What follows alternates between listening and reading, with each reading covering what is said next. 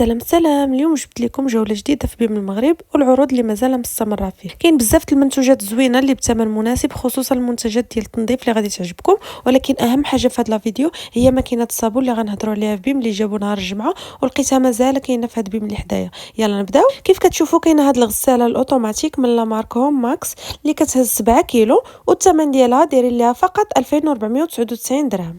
معروفه هذه لا مارك بالجوده ديالها الممتازه والتوفير ديال الكهرباء. المهم البنات انا كما العاده ديما كنحاول نبين لكم في لا فيديو باش نقارن لكم بين الصوره وبين الواقع، راها زوينه غير خذوها. والناس اللي مجربينها يخليونا في لي كومونتير. وكاين حتى هاد ليكوش هذا رقم 6 راه دايرين فيه عرض في بيم 119 درهم فاصله 90 سنتيم، ودايرين عرض حتى في هاد لي برودوي ديال سير كيتباعوا بجوج ب 26 درهم فاصله 90 سنتيم. النوع الاول فيه منظف ديال الكالكير زائد مضاد للبقع كيصلح للحمام وحتى المطبخ، والنوع الثاني فيه منظف متعدد الاستعمالات مزيل الدهون.